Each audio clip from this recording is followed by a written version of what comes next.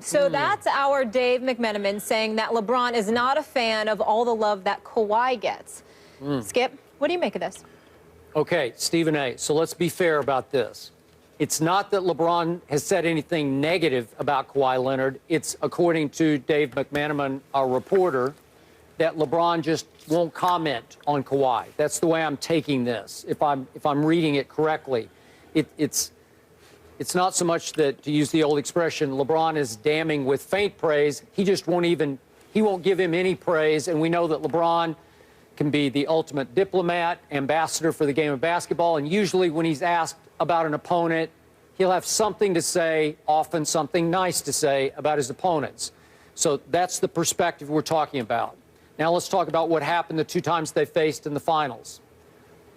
To me, the first one obviously was saved. LeBron's legacy was saved by the Ray Allen 3 from the corner in Game 6 that forced overtime, which the Heat won and then won Game 7. LeBron was big in Game 7. LeBron would have been the GOAT of Game 6, and I don't mean the greatest of all times. I mean the literal GOAT. If the Spurs had closed that deal, seems like we're always talking about the Spurs can't close the deal, but if they had closed that deal, I think Kawhi might have been the MVP of that series. He would have at least have been a prime candidate to be MVP of that series. The next time, 2 years later, 2014, he was, I'm sorry, 2016, I'm losing track, 2014, yeah, he was the MVP of the next time they met when the Spurs won in 5 games. So that's 2 times against LeBron that Kawhi could have been the MVP, and he was 1 time.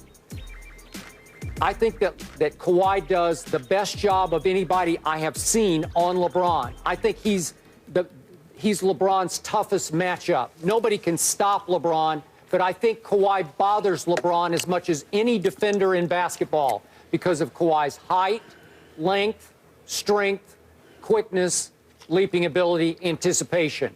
He's all over LeBron. LeBron's going to get his numbers, but he's going to have to really work hard for his numbers. Now, to LeBron's point, if there's any negativity, if there's any, what's the best word, resentment of Kawhi's rise towards superstar, the best 2-way player in basketball, I get this if LeBron thinks this.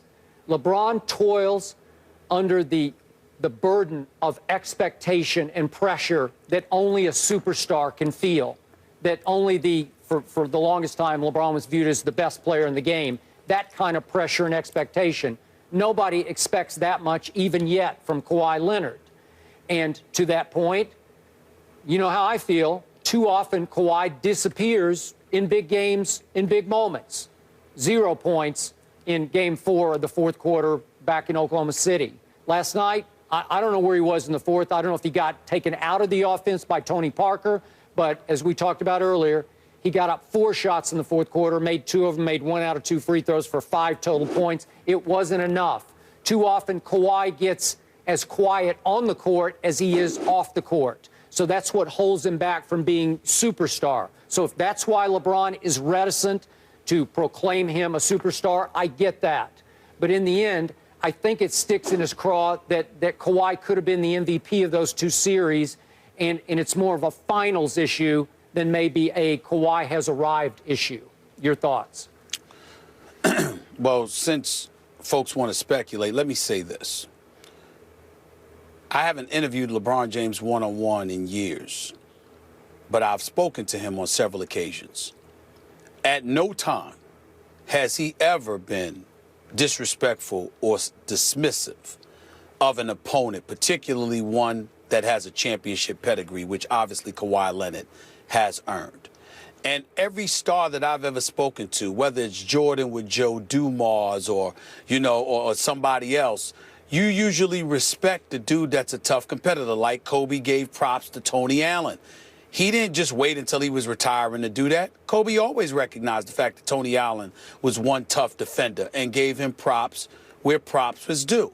Stars don't have a problem giving props to individuals who show up and play them tougher because they believe ultimately it makes them better, right? That's number one.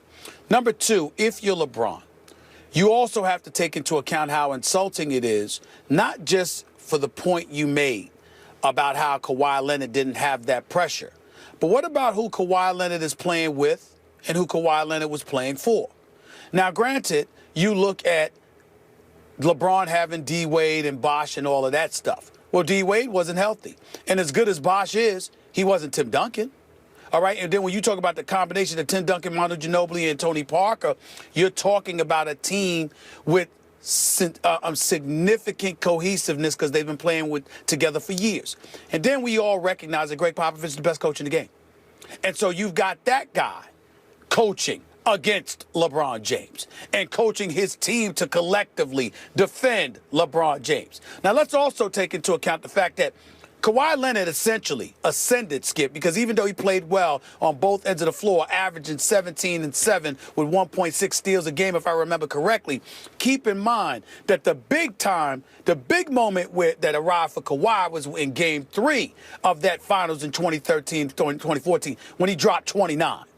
After the series was tied 1-1. He dropped 29 in Miami, and he outplayed LeBron James for that game where LeBron just had 22 points, and it was when Popovich was punching him in his chest affectionately, like, way to go, because he had challenged Kawhi Leonard before that to really step up and embrace the challenge of going up against the world's best player at the time.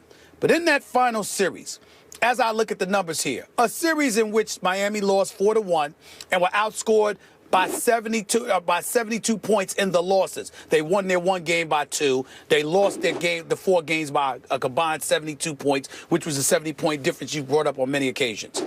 LeBron James, 25, 35, 22, 28, 31, and 10. And so when I look at it from that perspective, and I think about the absence of help that he had, because the Dwayne Wade we're seeing today was not the Dwayne Wade in that finals, all right? LeBron is sitting back and like, I'm going up against Kawhi Leonard with Tim Duncan before Father Time, with Tony Parker and Manu Ginobili, all right, and Greg Popovich coaching against me. And what I got here, we're the reigning defending champions, but at the same time, they had let go of Mike Miller, the previous summer, if I remember correctly. Still had Ray Allen and stuff like that. But Miami had dissipated to some degree where their struggles appeared more pronounced.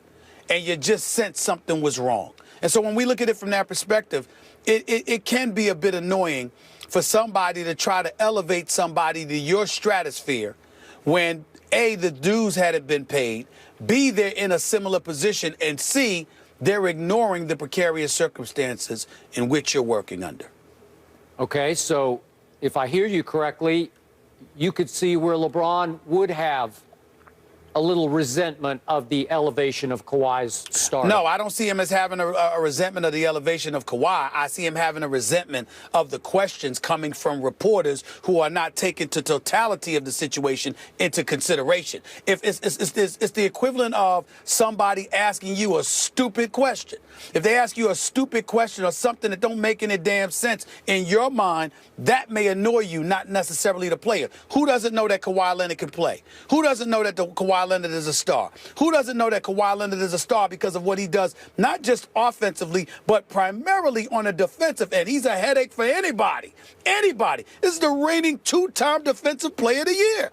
This brother can play. Of course you got to respect him, but the problem is if somebody comes up to you and acts like, oh, it's just him against you, and he don't have anybody around him, and you're just coming up short and not taking into consideration the conditions under which you're working. That's a problem.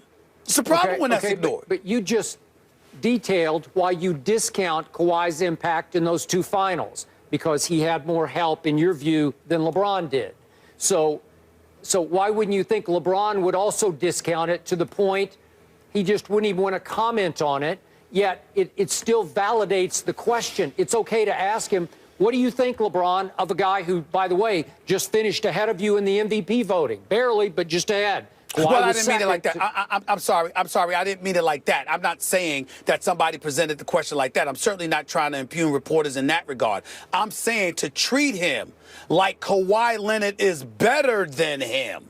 I'm saying you got to take all of those things into consideration. It makes sense this year why Kawhi Leonard would finish ahead of most guys in the MVP voting. It makes sense why somebody would look at Kawhi as a viable and valid adversary of LeBron James. But when you ask the question, you also got to bring to the table why you consider it to be such, and you got to take all conditions into consideration. Okay, you can't just ignore the conditions. But remember, we reacted the next day after on TNT Inside the NBA after one of the Thursday night games. On Friday, we reacted to Charles Barkley and Kenny Smith proclaiming Kawhi Leonard a superstar, and both of them said, hey, he's now the best two-way player in basketball. If my memory serves, I think they both did.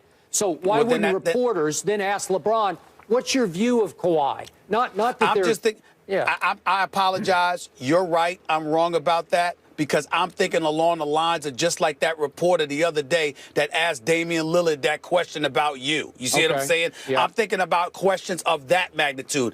I totally forgot about Barkley and Kenny Smith bringing up the comparisons. And if a reporter rolled up to LeBron and asked it in that fashion, I definitely think it's valid. I'm just thinking of folks going up to a superstar the caliber of a LeBron James and saying something about this guy, trying to antagonize him, when in fact you're not taking all of the challenges into consideration. I look at the conditions under which somebody plays. I covered Allen Iverson, Skip, for 10 years. Who did he have to play with offensively? I know he shot 41% from the field, but if you looked at the team that he was playing with offensively, because defensively they were stout, but offensively, if you looked at the team he was playing with, it's a miracle Allen Iverson shot 30%, let alone 41. So I'm just saying you take those things into consideration when you go up to these guys and ask questions that touches on their greatness. That's all I'm saying. Got it.